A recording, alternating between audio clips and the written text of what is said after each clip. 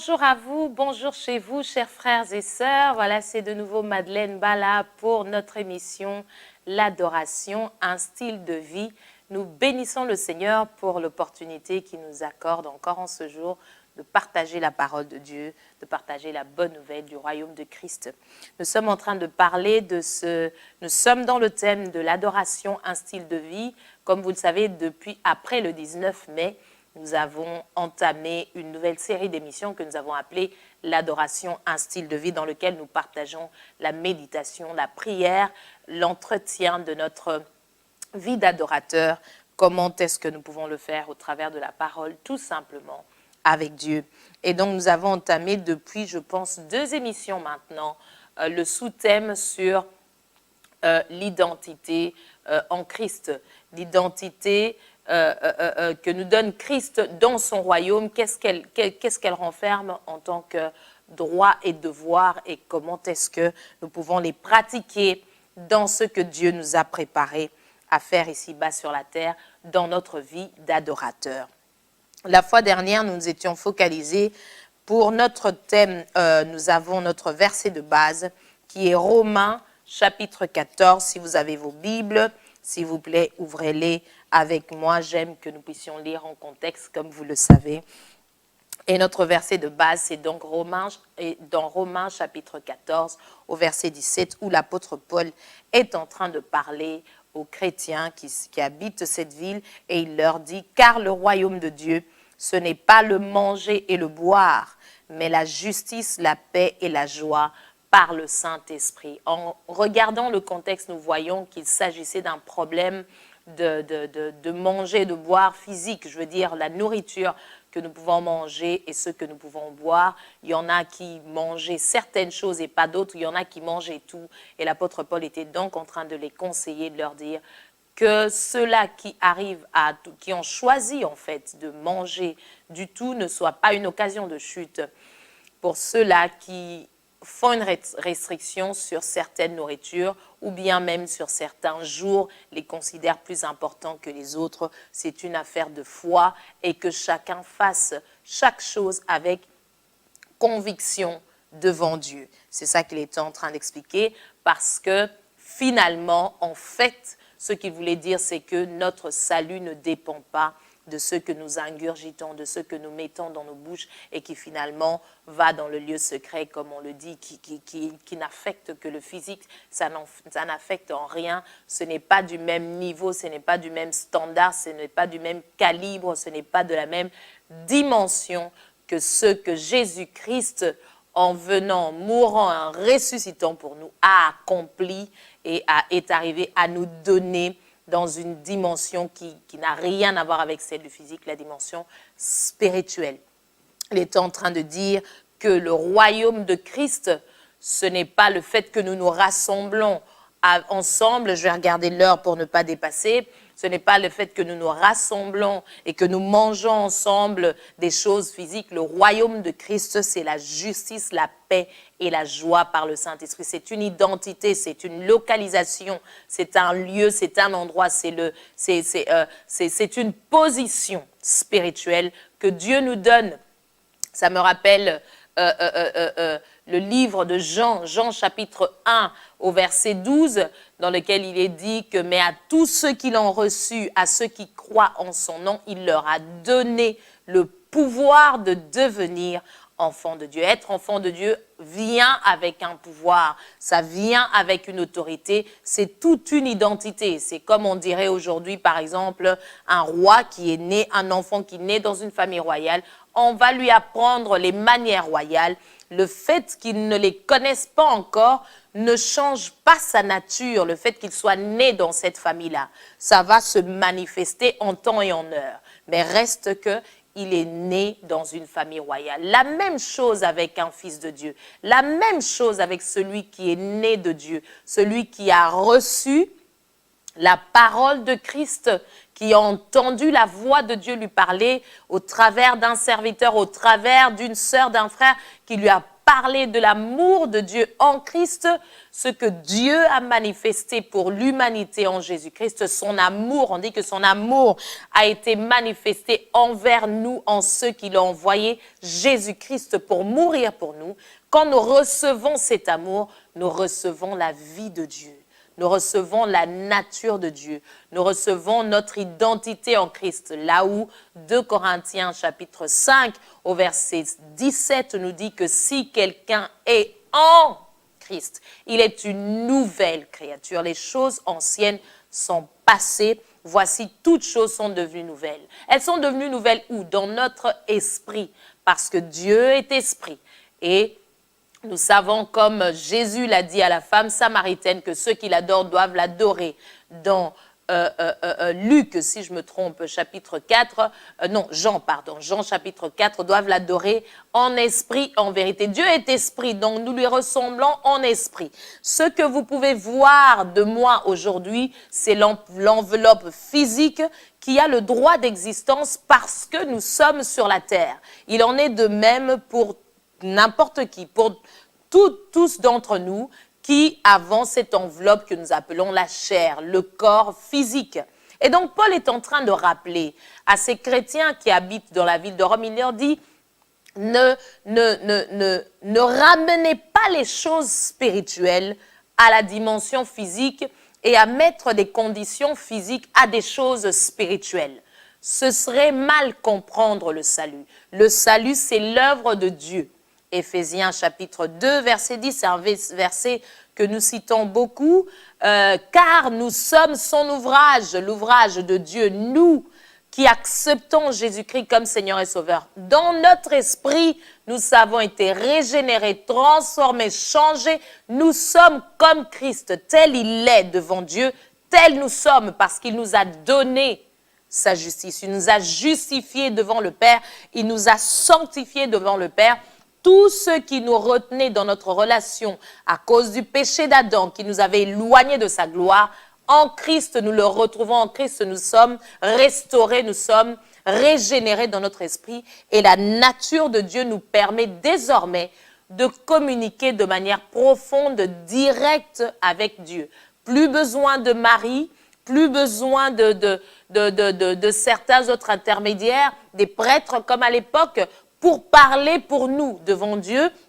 Nous avons désormais nous-mêmes la relation directe avec Dieu, avec qui nous pouvons parler et nous pouvons entendre le son de sa voix, nous expliquer comment marcher ici-bas sur la terre. Éphésiens 2 dit, car nous sommes son ouvrage, ayant été créés en Jésus-Christ pour des bonnes œuvres que Dieu a préparées d'avance afin que nous les pratiquions. C'est ça la justice de Dieu. Nous nous sommes étendus sur les 2 émissions qui sont passées sur la justice de Dieu, la justification en particulier. Le fait que Dieu nous a accordé sa grâce, est venu avec le plan divin qu'il avait. L'homme est pécheur, Dieu est amour, l'homme a besoin du salut. Il vient vers l'homme avec le salut qu'il a préparé. Quand l'homme dit « oui, je l'accepte, je le reçois dans mon cœur », nous entrons dans le plan de Dieu, nous entrons dans ce qu'il avait prévu d'avance pour nous. Parce que nous naissons ici sur la terre, dans différentes familles, dans différentes situations sociales, de niveau de vie. Mais quand nous entrons en Christ, notre identité devient divine. Notre identité change. Nous sommes transformés de manière radicale. Notre localisation est déterminée au-dessus des principautés. J'aime cette parole. Au-dessus des autorités et de tout ce qui peut se nommer, qui voudra avoir autorité sur notre vie. Nous savons qu'en Christ, nous sommes au-dessus de cela. C'est ça la justification. Dieu lui-même a fait un travail. Dieu lui-même a fait un travail de venir racheter l'homme du péché qui le retenait en dehors de lui, qui le retenait hors lui. Il a trouvé un moyen de venir nous sauver et il l'a fait. Il l'a fait, il est allé jusqu'au bout. Quand nous acceptons en Jésus-Christ, je l'accepte, ce qu'il a fait, ça veut dire que nous mettons notre foi, notre croyance, notre confiance en ça Et c'est ça qui nous rend juste devant Dieu. C'est tout simplement ça. C'est tout simplement le fait de croire en ce qu'il a fait et qu'il avait préparé d'avance, en ce qu'il a finalement accompli en Jésus-Christ. Et c'est ça que l'apôtre Paul est en train d'expliquer aux Romains dans ce verset, au chapitre 14, pardon. Au verset 17, il leur dit, car le royaume de Dieu, ce n'est pas le manger et le boire, c'est la justice, la paix et la joie par le Saint-Esprit.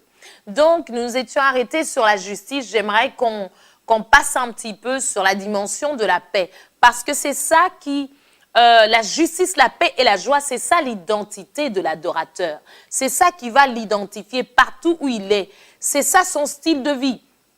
Il est justifié, il est en Christ, c'est ça sa localisation géographique, spirituelle. Et là où il est, la paix se répand parce que il est réconcilié avec Dieu du fait qu'il a accepté Jésus-Christ comme Seigneur et Sauveur. Il entre dans ce plan de paix, dans cet accord de paix. Souvent, nous entendons au niveau politique, il y a eu accord de paix entre tel pays et un tel autre pays. Ça veut dire qu'ils ont décidé d'aller au-delà de leurs revendications, au-delà de leurs besoins et de dire, OK, on va trouver un terrain d'entente, nous allons nous mettre d'accord sur un tel sujet, le terrain de paix, un accord de paix. En Christ, il y a eu accord de paix entre Dieu et l'humanité. En Christ, comme je le disais, je l'ai dit une fois ici dans une émission, cette chanson qui dit « C'est encore possible, la grâce est disponible ». C'est cette chanson chantée par Gaël. Donc, la grâce de Dieu a été manifestée envers nous et elle est disponible pour tout celui qui veut et qui est disposé à entrer et à recevoir cette grâce-là. C'est comme un seau, c'est comme une cruche d'eau qui est disposée pour tout celui qui veut venir et qui boit. Et Jésus a dit que celui qui vient à moi et qui boit de l'eau que moi je lui donnerai. Il est en train toujours de parler à cette femme samaritaine. Jean chapitre 4, il n'aura plus jamais soif. Il n'aura plus jamais besoin d'avoir soif. Cette soif, c'est le vide que je parlais une fois ici. Ce vide-là qui n'a la forme que de Dieu. Comme souvent un prophète que je connais aime à le dire. Il y a dans nos cœurs un vide qui a la forme de Dieu et qui ne peut être rempli que par Dieu. J'aime sa manière de parler, c'est le prophète Patrick Djembe. Donc, ici, j'aimerais aujourd'hui que nous puissions parler de la dimension de la paix que nous a apporté cette justification. La justification que Dieu nous a donnée, ce que Dieu fait est parfait. Ce que Dieu a accompli est complet, je veux dire, je vais me répéter. Ce que Dieu a fait, il n'y a pas, comme Paul est en train de dire aux Romains, vous ne devez pas commencer à mettre des conditions physiques, nourriture, pas nourriture, pour dire que ça te donne droit à ce que Dieu a fait ou pas. Non, ce que Dieu a fait, personne n'était là dans son conseil pour lui expliquer comment le pratiquer et comment le mettre en œuvre. Il l'a calmement bien réfléchi et il l'a mis en œuvre. Jésus-Christ est né de la Vierge Marie, il a vécu, il est mort et il est ressuscité. Le plan de Dieu a été parfaitement accompli. Et donc désormais, tout celui qui veut recevoir n'a qu'à accepter Jésus-Christ comme Seigneur et Sauveur. Recevoir sa vie et tu es né de nouveau. Ici, j'aimerais qu'on parle de la paix. Je vais revenir sur ça, je vais dire, car le royaume de Dieu, ce n'est pas le manger et le boire, mais la justice, la paix et la joie par le Saint-Esprit. Dieu nous a donné la justice, la paix et la joie par le Saint-Esprit.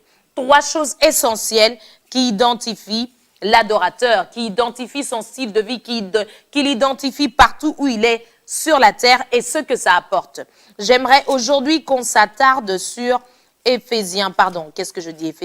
Corinthiens.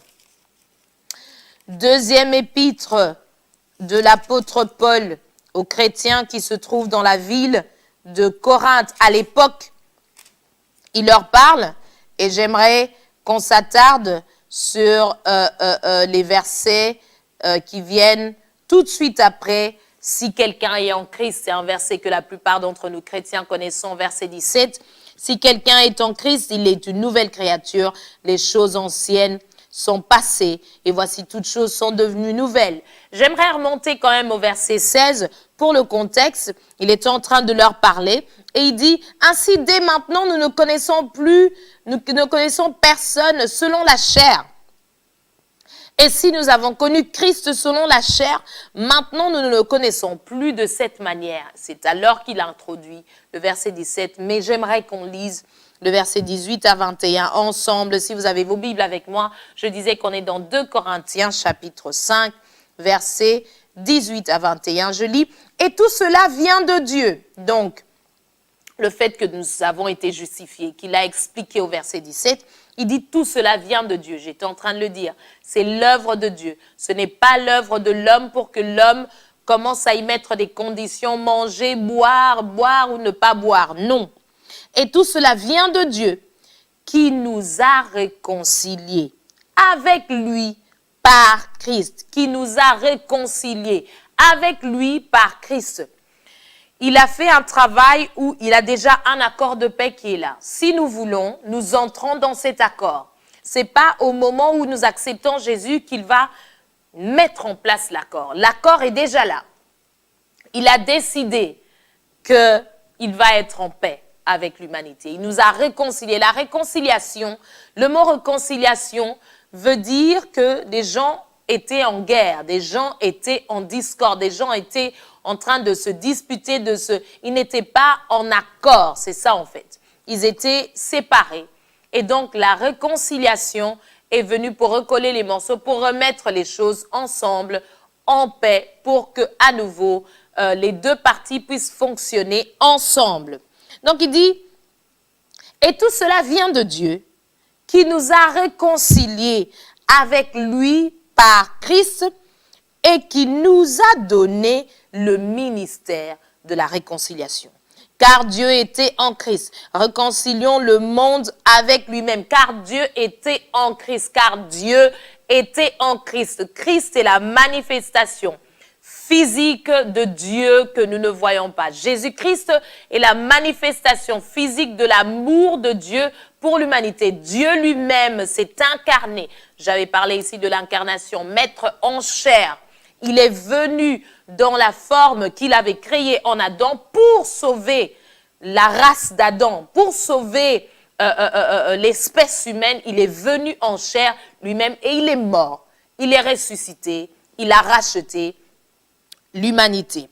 Car Dieu était en Christ réconciliant le monde avec lui-même. Ça devait être qu'un plan divin. Un être humain n'aurait pas pu penser à cela. Donc, je continue.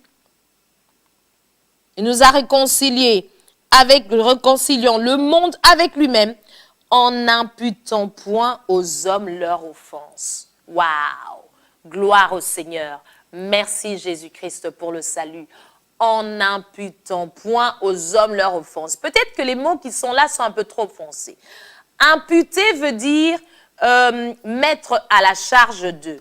Imputer veut dire que ça, c'est la part d'un tel. Il y a 2, 3, 4 personnes. Et donc, la partie A, ça, c'est ta part. La partie B, c'est ça, imputer. Prendre une partie et donner à quelqu'un.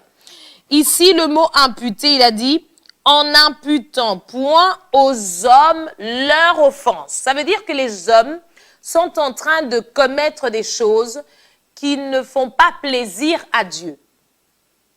Ils sont en train de pécher contre Dieu. Dieu, dans sa grâce, a décidé qu'il ne va plus compter ses offenses. Quelqu'un qui est gracié, ça veut dire qu'il a mal fait. Il a mal agi.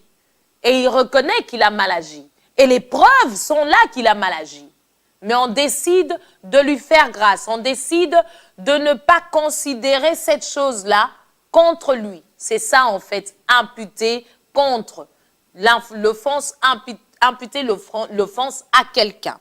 Donc ici, Dieu a dit, Paul est en train d'expliquer, il dit que car Dieu était en Christ. En Christ, l'offense qui était celle des hommes, Dieu a décidé que ça n'allait pas être celle des hommes. Il l'a pris et il l'a mis en Christ. Du coup, cette offense-là qui devait être contre les hommes, n'est plus contre eux parce que maintenant c'est en Christ. J'aimerais qu'on me comprenne et c'est très simple, c'est pas compliqué du tout. Ça revient simplement à dire que Christ a pris notre place. C'est nous qui devions mourir. Ésaïe 53 est en train de l'expliquer. Il dit obéissant jusqu'à la mort de la croix. Qui a cru à ce qui nous a été annoncé, qui a reconnu le bras de l'Éternel. C'est l'Éternel, c'était l'œuvre de l'Éternel lui-même qui a accompli cela. C'est la sagesse divine qui a fait cela. Il a dit, ok, je vais venir dans la chair humaine et je vais prendre l'offense de l'humanité, je vais le crucifier à la croix, je vais mourir à la croix, aller dans le séjour de mort, ressusciter pour que le salaire du péché, la justice par rapport à ce péché-là que l'homme avait accompli, qui remontait à Adam et qui avait des actes qui déplaisaient à Dieu, qui étaient en dehors de sa volonté, puisse être payé. Parce que le salaire du péché, c'est la mort. Dieu est juste. Et donc, quelqu'un devait mourir. Il fallait que quelqu'un meure et quelqu'un était mort. Lui-même s'est incarné, il a pris ce péché et il était homme sur la terre. Donc, il était en droit par rapport à cela dans le sens que il était humain et le péché, il l'a porté sur lui. Il a porté ce péché de l'homme sur lui et donc, il n'y a plus moyen que ce même péché soit encore contre l'homme.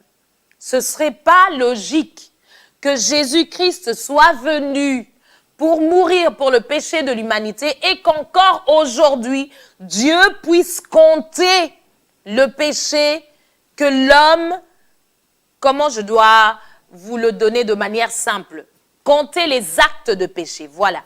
Donc, parce que le péché est une nature, la nature que l'homme avait décidé de prendre dans le péché d'Adam en se soumettant aux propositions de l'ennemi, cette nature-là, Jésus l'a revêtue à la croix et Dieu a frappé sa justice et l'homme a été restauré. Donc, l'imputation de l'offense qui devait être à l'homme qui a été péché ne s'est pas retournée sur l'homme, c'est retourné sur Jésus-Christ et Jésus-Christ était homme. Jésus-Christ était Dieu, Jésus-Christ était homme. En tant qu'homme, l'imputation de ce péché était sur lui. Donc, le salaire du péché a été payé. Aujourd'hui, demander à l'homme de payer un salaire qui a déjà été payé, même devant la justice, on va dire que c'est injuste, ce n'est pas normal. Dieu, aujourd'hui, ne compte pas les actes de péché. Il y a les religieux qui m'écoutent, qui vont dire « Waouh, c'est grave ce qu'on est en train de dire. » C'est très grave, c'est Dieu qui l'a dit avant moi.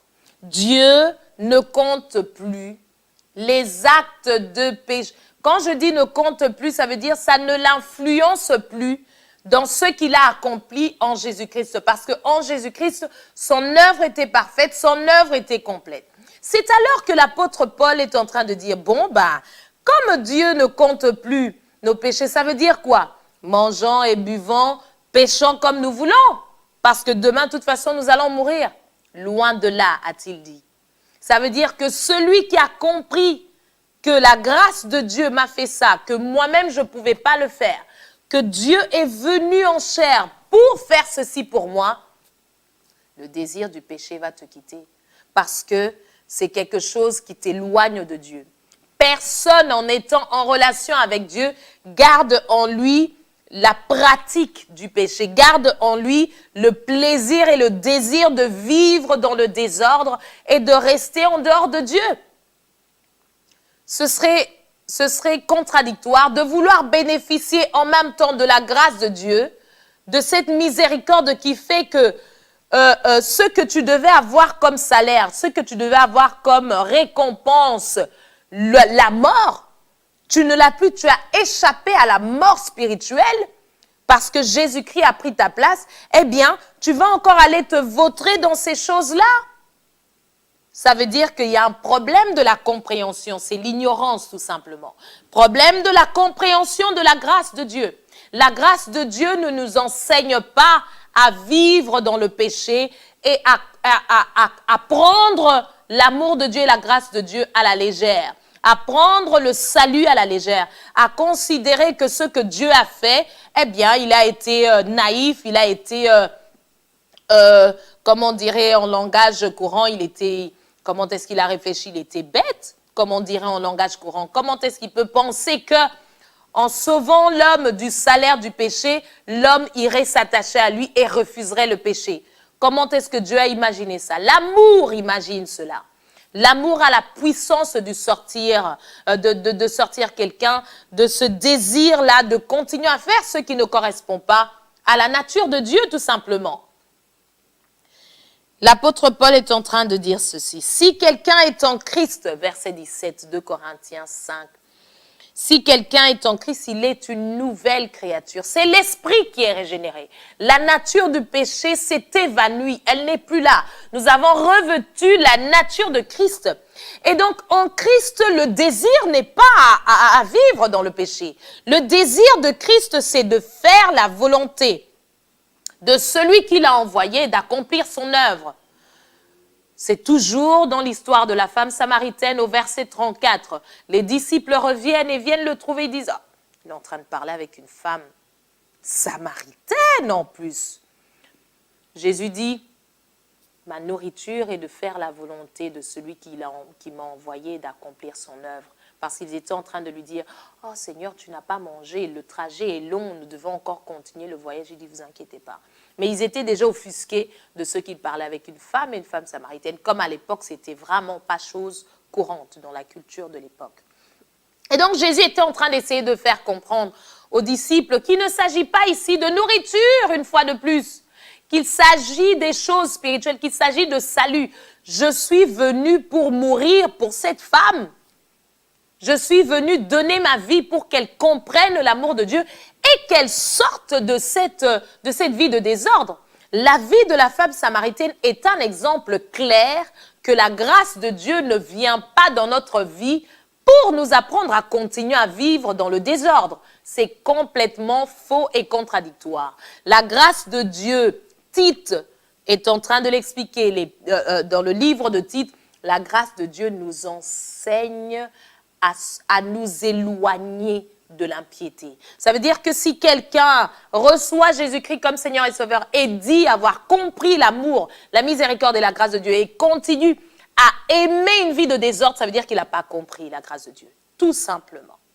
Ça ne veut pas dire que la grâce de Dieu fait vivre les gens dans le désordre. Nuance. Alors on continue. Car Dieu était en Christ, réconciliant le monde avec lui-même. Il a mis la paix. Dieu en Christ est venu nous ramener avec lui-même dans la dimension paisible dans laquelle il vivait avec Adam, où la Bible nous apprend dans Genèse qu'il descendait au soir, il parlait avec Adam, il conversait avec Adam. Son désir, c'était de communier. Donc en Christ, nous avons retrouvé cette communion avec Dieu. Plus besoin de Marie, plus besoin de prêtres qui sont en train de parler en notre faveur. Personne ne doit plus parler en ta faveur. Tu ouvres ta bouche et tu crois que Dieu existe et qu'il rémunère ceux qui le cherchent, donc tu lui parles directement.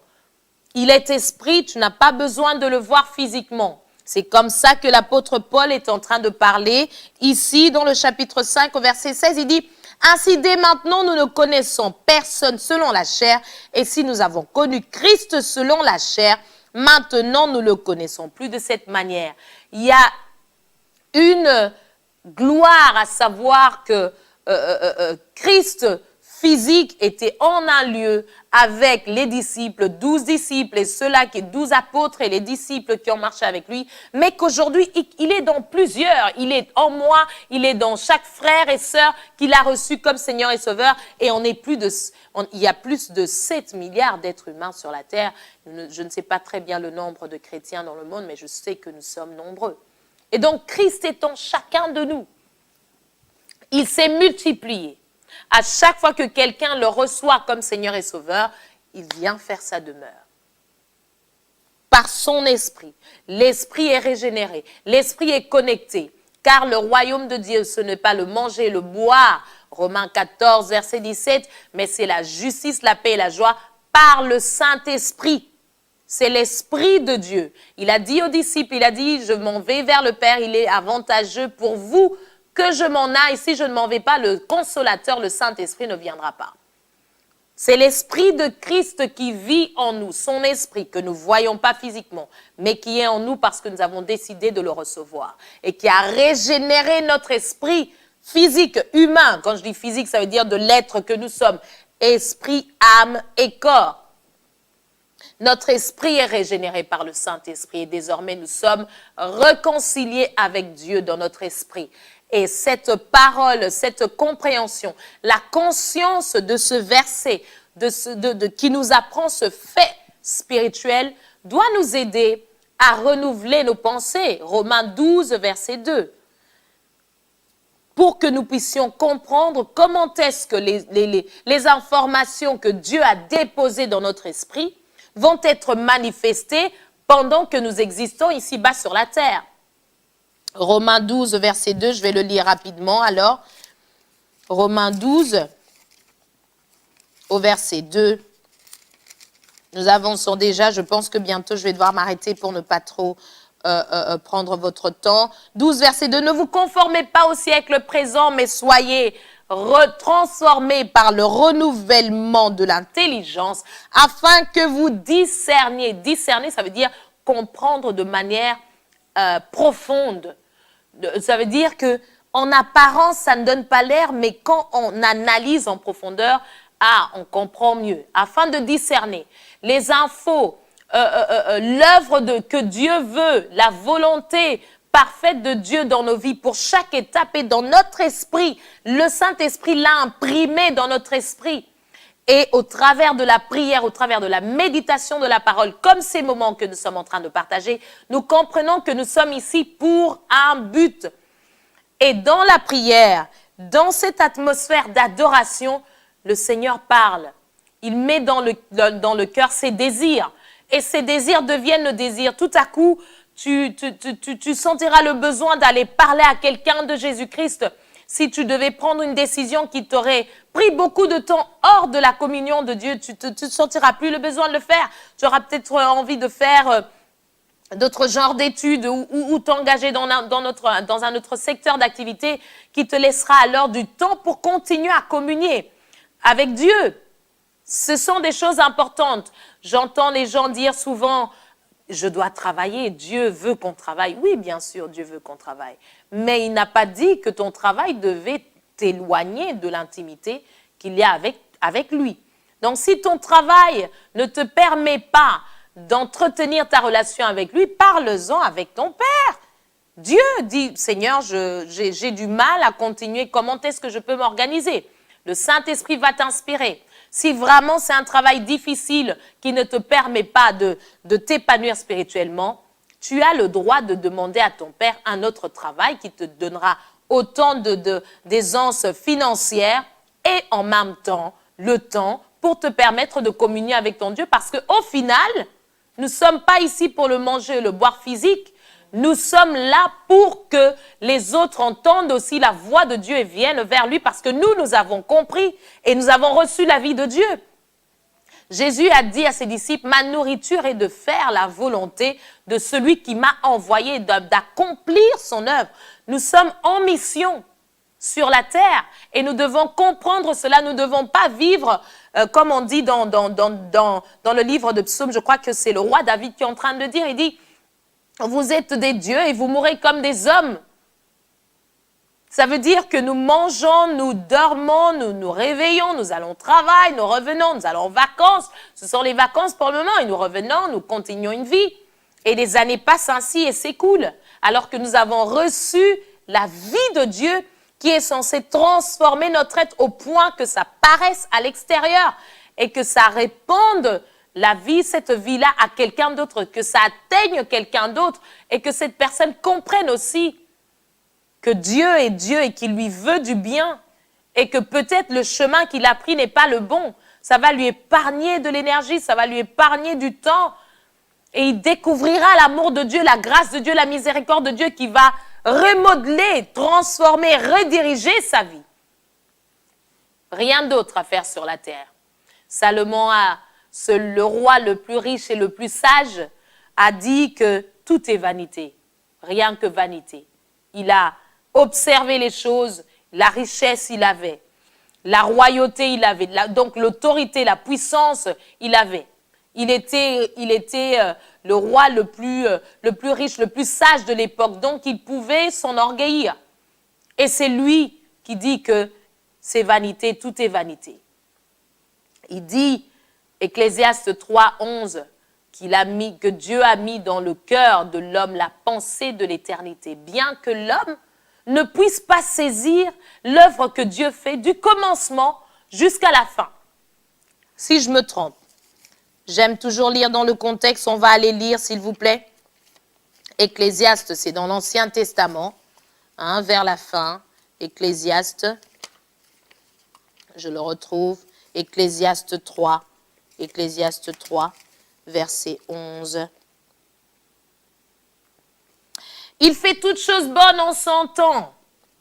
Même il a mis dans leur cœur la pensée de l'éternité, bien que l'homme ne puisse pas saisir l'œuvre que Dieu fait du commencement jusqu'à la fin. Je vais lire 10 et 12 pour le contexte. Verset 10, il dit, « J'ai vu à quelle occupation Dieu soumet les fils de l'homme. » J'ai vu, il a évalué, il a dit, « J'ai vu à quelle occupation Dieu soumet les fils de l'homme.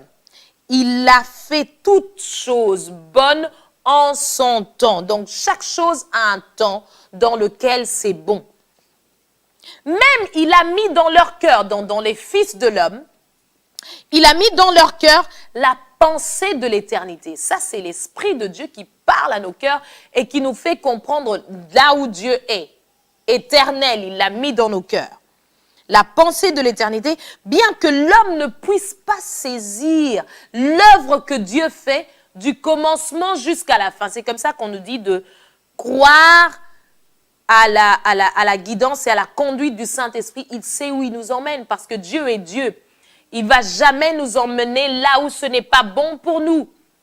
Ça, c'est quelque chose que je me répète toujours, dit, Dieu est mon Père c'est Dieu. Donc mon Père ne voudra pas que j'aille là où ce n'est pas bon pour moi. Quitte à moi à comprendre que ça, c'est pas bon, là, Dieu n'y est pas, je dois plus suivre tel autre chemin. Je dois comprendre et marcher dans tel autre chemin. Donc ici, voici un exemple qui nous montre que la pensée de Dieu, l'éternité est dans nos cœurs.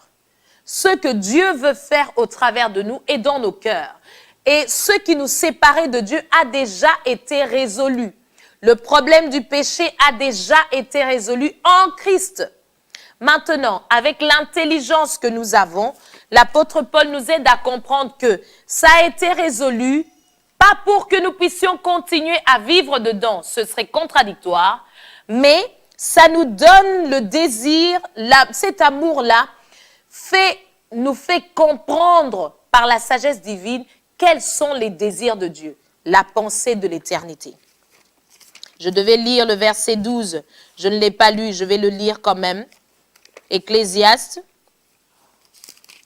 3, verset 12, donc au commencement jusqu'à la fin, verset 11.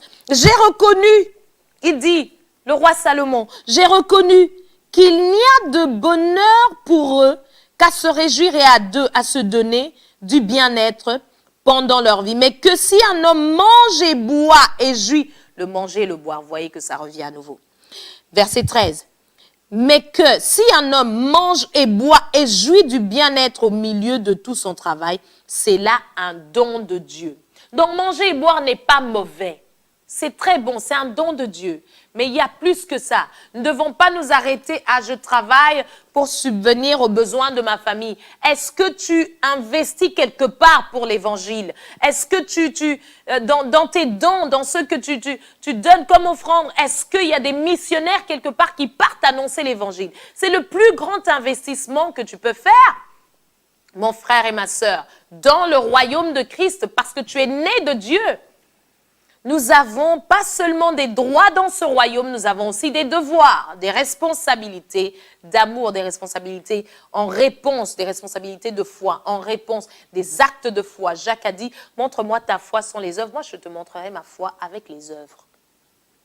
Donc ici, le besoin est de nous faire comprendre que nous sommes en paix avec Dieu. Nous ne devons pas être troublés dans nos cœurs. Rien ne devrait venir troubler nos cœurs et nous faire croire que Dieu nous rejette et nous faire croire que parce que j'ai eu une pensée qui ne colle pas, Dieu... Non!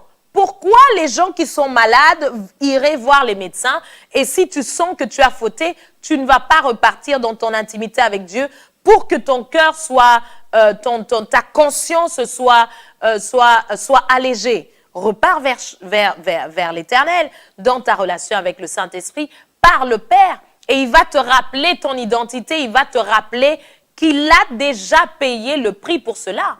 Parce que ce qui se passe, c'est que nous vivons après que Jésus-Christ ait accompli cette œuvre de la croix.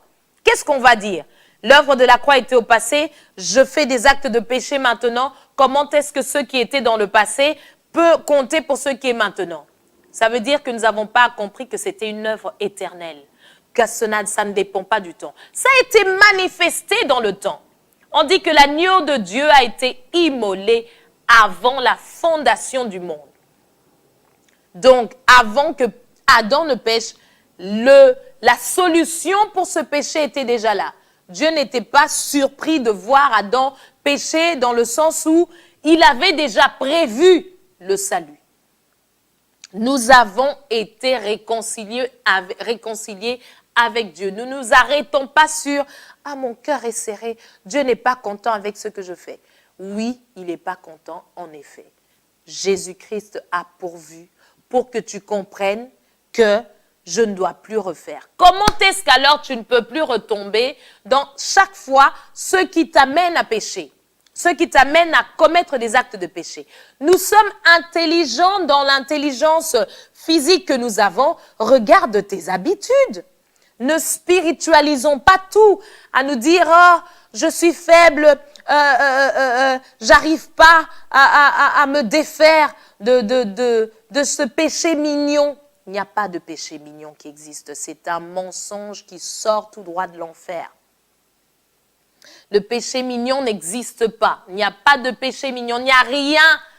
Il n'y a aucune tentation, l'apôtre Jacques le dit. Il n'y a aucune tentation qui vienne, qui soit au-delà de vos forces. Dieu ne vous laissera pas dans ces circonstances-là. Et ce n'est pas Dieu qui nous tente.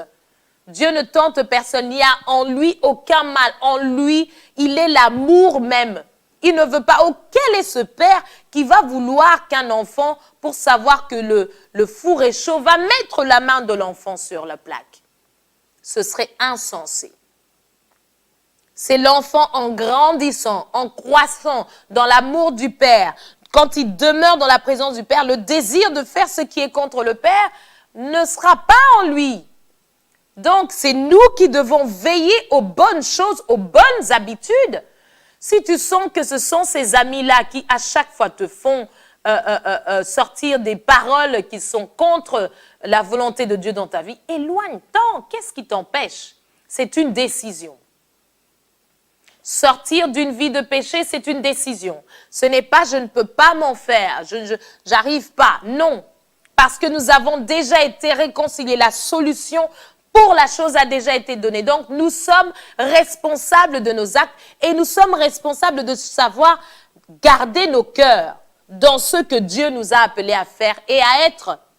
C'est pas ne fais pas, ne commets pas, ne fais pas ceci, ne fais... Non. Ça, c'est pas la dimension d'un fils responsable. En Christ, nous sommes devenus des fils de Dieu. Nous avons maintenant la nature de Dieu. Et donc, le désir qu'il y a dans nos cœurs maintenant, c'est ne faire que le bien. Et de continuer l'œuvre de Dieu sur la terre. Ce n'est plus en aucun cas, c'est pas Christ qui va avoir le désir d'aller forniquer, comme on dit.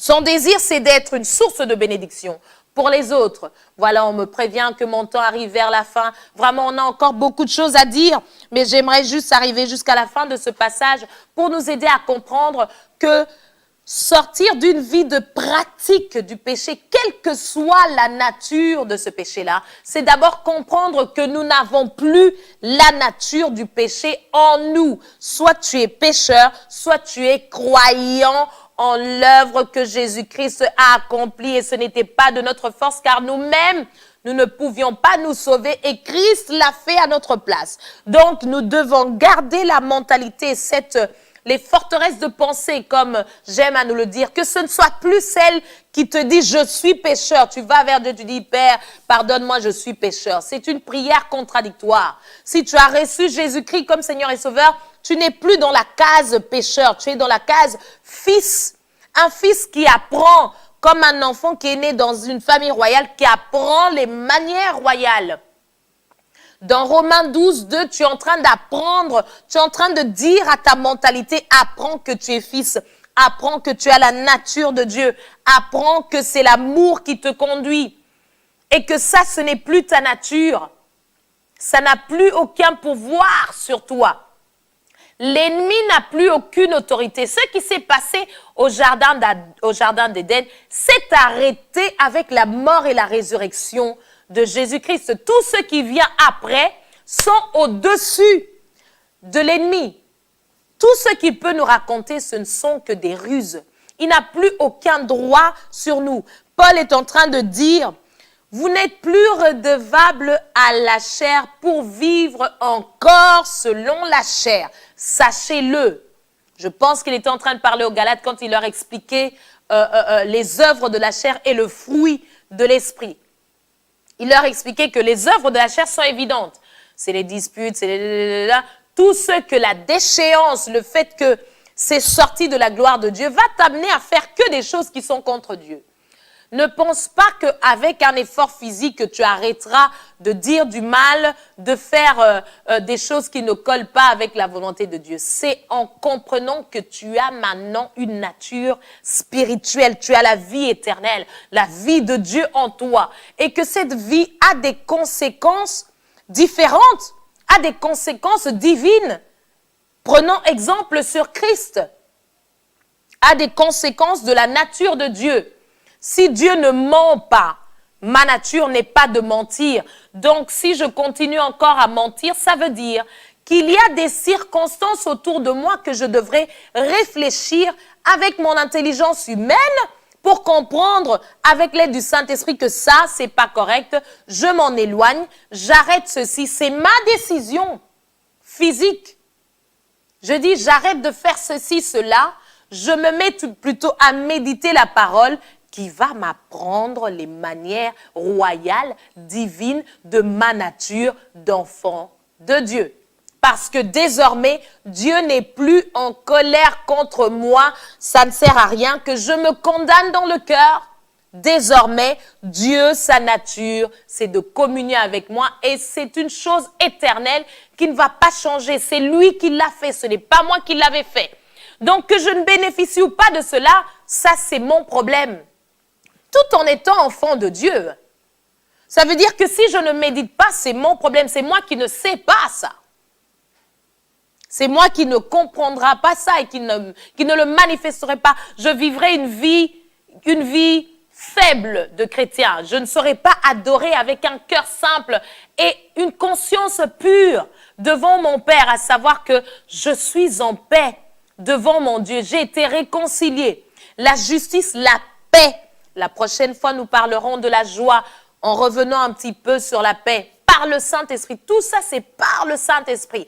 Donc, la chair ne va jamais te permettre de manifester ces choses dans ton style de vie d'adorateur. Je crois que nous allons nous arrêter là. Je vais terminer rapidement. Et tout cela vient de Dieu. Donc, je reviens dans 2 Corinthiens chapitre 5, verset 18. Et tout cela vient de Dieu qui nous a réconciliés avec lui par Christ et qui nous a donné le ministère de la réconciliation. Nous entendons beaucoup aujourd'hui, mon ministère c'est ceci, mon ministère c'est cela. le seul ministère en tant qu'enfants de Dieu que nous avons tous reçu, sans exception aucune, c'est réconcilier ceux-là qui ne savent pas encore que Jésus-Christ est mort pour eux, les réconcilier au Père, parce que nous avons reçu cette réconciliation, nous avons reçu cette paix. Nous n'avons aucun autre ministère. Donc, si tu chantes, c'est pour réconcilier quelqu'un. Si tu prêches l'évangile, c'est pour réconcilier quelqu'un. Si tu prophétises, c'est pour réconcilier quelqu'un. Toute autre raison est humaine, toute autre raison est en dehors de la gloire de Dieu. Et donc, si ce n'est pas lumière, c'est ténèbres, pour ne pas dire autre chose. Je vais m'arrêter là pour les commentaires. Car Dieu était en Christ, réconciliant le monde avec lui-même. Donc, ce n'est pas histoire ici de réconcilier les gens à nous, c'est réconcilier les gens à Dieu, parce que nous-mêmes, nous avons été réconciliés avec Dieu. Comme j'étais en train de le partager ici, ce n'est pas que je sois arrivée, qu'aujourd'hui j'ai l'opportunité, la force spirituelle et physique de me tenir devant vous et de partager ces choses, que je dise, ok, je m'assois, je suis arrivée, moi, Dieu, c'est mon frère. Non! Moi aussi, je veille à ma vie spirituelle. J'intercède, je prie, je garde mon cœur contre les choses qui pourraient encore m'amener à vivre une vie d'impiété, étant dans la grâce de Dieu. Je continue. Réconciliant le monde avec lui-même en n'imputant point aux hommes leurs offenses. Il a mis en nous la parole de la réconciliation. Tu es fils de Dieu. Ton ministère, c'est là, le ministère de la réconciliation. Dans l'appel que Dieu t'a donné, c'est la parole de la paix. Parce que là où Dieu est, c'est la paix qui se répand. Parce qu'il nous a donné sa paix. Si nous disons que nous sommes ses enfants, partout là où nous passons, c'est la paix qui doit se répandre. Et non la peur. La prophétie édifie, exhorte et console. Elle ne vient jamais donner la peur aux gens. Quand la prophétie, tu dis que c'est une prophétie et la personne qui la reçoit, dès qu'elle l'a reçue sans la peur, sache que tu as prophétisé par audace. Tu as sorti des paroles venant de ta pensée. Ce n'était pas inspiré du Saint-Esprit. Car Dieu était en Christ, réconciliant le monde avec lui-même en n'imputant point aux hommes leur offense. Arrêtons de nous condamner dans le cœur et arrêtons aussi de vivre une vie qui profite de la grâce de Dieu. Ça, c'est ceux-là qui n'ont pas compris la grâce de Dieu. En même temps, tu arrêtes de te condamner pour des actes qui t'éloignent de Dieu. En même temps, tu réfléchis avec le Saint-Esprit. Comment est-ce que je peux arrêter ces choses? Et bien sûr, il va t'enseigner comment faire. Physiquement, tes habitudes, tu les changes. Et en même temps, tu arrêtes de profiter de cette grâce te disant, de toute façon, si je pêche demain, Dieu va me pardonner parce qu'il m'a déjà pardonné en Jésus. Ça veut dire que tu dois encore grandir dans la compréhension de cette grâce de Dieu. Verset 20. Nous faisons donc les fonctions d'ambassadeurs de Christ, comme si Dieu exhortait par nous. Nous vous en supplions au nom de Jésus-Christ, soyez réconciliés avec Dieu. Il y a un grand travail. On dit le champ est vaste, mais il y a peu d'ouvriers. Quand nous avons compris cette grâce, le désir devrait être de sortir. Quelqu'un doit entendre cette bonne nouvelle. Dis bonjour à quelqu'un, dis-lui que Jésus l'aime. Peut-être c'est ça qu'il attend d'entendre. Et le verset 21, celui qui n'a point connu le péché, il l'a fait devenir péché pour nous, afin que nous devenions en lui justice de Dieu. Ça rappelle la justice de Dieu. Voilà, vraiment, nous avions encore beaucoup de choses à dire, mais nous allons nous arrêter là aujourd'hui. Je pense que nous avons un petit peu dépassé notre temps.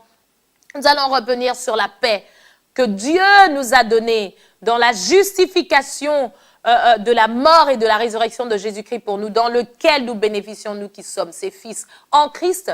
Et cette paix-là est éternelle. Cette paix-là est constante. Cette paix-là devrait conduire nos vies au quotidien. Et nous avons parlé, nous avons cité quelques passages, nous avons parlé d'Éphésiens chapitre 2, verset 10. Allez méditer le livre d'Éphésiens, un très bon livre qui nous ouvre les yeux spirituels pour comprendre vraiment la puissance de l'amour de Dieu pour nous et comment est-ce que nous y répondons. Nous avons effleuré Ecclésiaste chapitre 3, verset 11 en citant le 10 et le 12. Nous voyons la sagesse du roi Salomon dedans qui avait déjà compris à l'époque où lui vivait dans une époque où le Saint-Esprit était ponctuellement sur les gens. Il avait compris qu'avec toute la sagesse et la gloire, la richesse qu'il avait, qu'il y a une occupation que Dieu nous a donnée ici-bas sur la terre, et cette occupation est dans le cœur, dans notre esprit. Nous le comprenons et nous disons à notre mentalité de s'y aligner. C'est alors que nous avons cité Romains chapitre 12, verset 2, où l'apôtre Paul est en train de donner un moyen par lequel nous allons demander à notre mentalité de s'aligner avec notre esprit, de renouveler cela au travers de la parole dans laquelle nous sommes nés. Et nous avons parlé aussi de 2 Corinthiens, chapitre 5, verset 17, le passage que nous avons cité tout en gardant en référence Romains, chapitre 14, verset 17. Vraiment, je nous en conjure dans le nom de Jésus, allons méditer cette parole, allons ruminer ces paroles et demeurer dans la vie de Dieu. Il n'y a pas seulement le spirituel, il y a aussi notre responsabilité de fils à chercher avec l'intelligence comment est-ce que je vais m'éloigner de ce qui m'empêche de rester dans ma communion avec Dieu de manière constante. Parce qu'en Christ, nous vivons une vie au-dessus du péché. C'est Christ qui a fait ça. Ce n'est pas moi qui le dis. Demeurez bénis dans le nom de Jésus. Vraiment, je suis dans la joie de savoir que j'ai l'opportunité de partager ces choses. Nous bénissons la radio-télévision La Foi en Jésus et Papa Letandoulo qui sont pour nous vraiment une grande source de bénédiction au travers lesquelles beaucoup sont en train de recevoir la vie de Dieu. C'est un homme béni, pas parce qu'il fait ceci, mais parce qu'il a compris la grâce de Dieu. Et il ira toujours de l'avant. Nous prions, nous déclarons vraiment la prospérité, la manifestation encore de tout ce dont il a besoin pour que cette œuvre aille de l'avant dans le nom de Jésus. Je nous retrouve vendredi prochain, même heure, même chaîne, Orao TV, 20h, chaîne 8. Vraiment, demeurez bénis chez vous. Jésus-Christ est Seigneur. Bye bye.